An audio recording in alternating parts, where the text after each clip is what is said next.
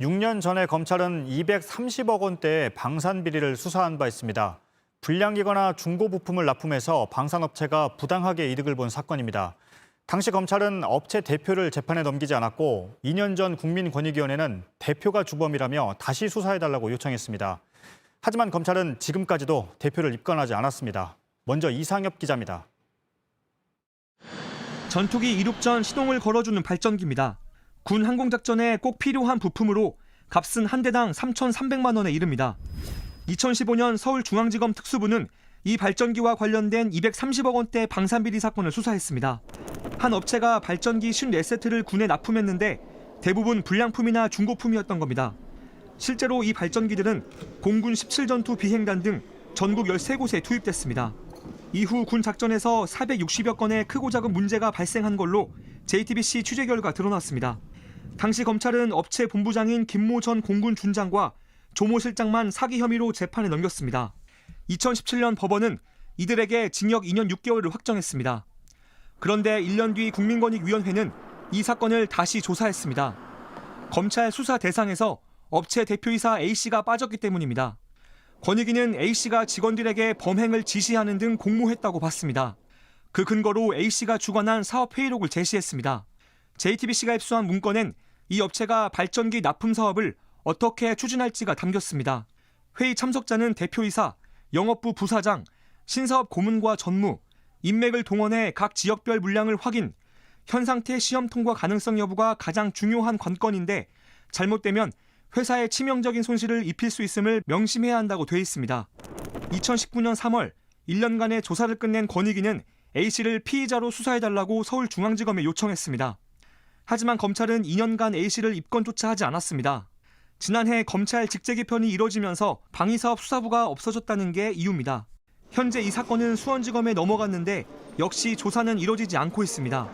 방산비리의 핵심 인물은 2015년에도 지금도 검찰 수사에서 벗어나 있습니다.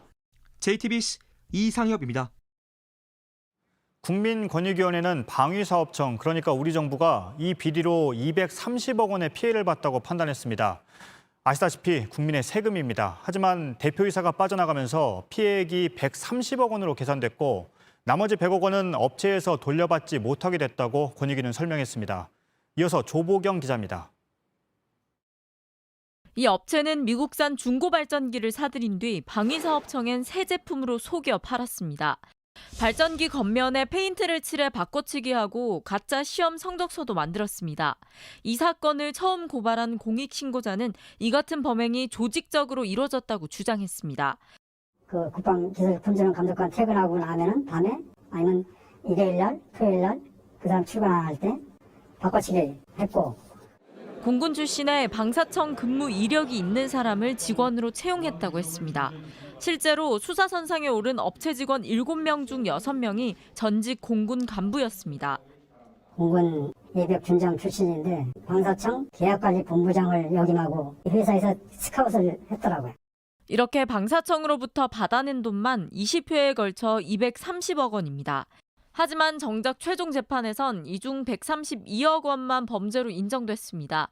빠진 98억 원은 이 사건과 관계없는 범행을 하기 전 오간 돈이라는 게 이유였습니다.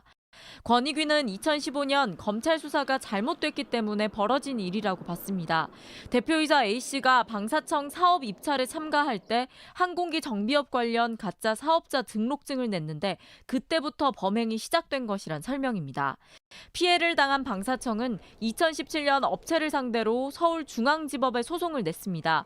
실제 피해 금액을 104억 원 정도로만 보고 손해사정기관에 의뢰해 이 중 30억 원만 손해배상을 청구했습니다. 소송에서 방사청이 이기더라도 결국 100억 원대 국민 세금이 허공에 날아가는 셈입니다.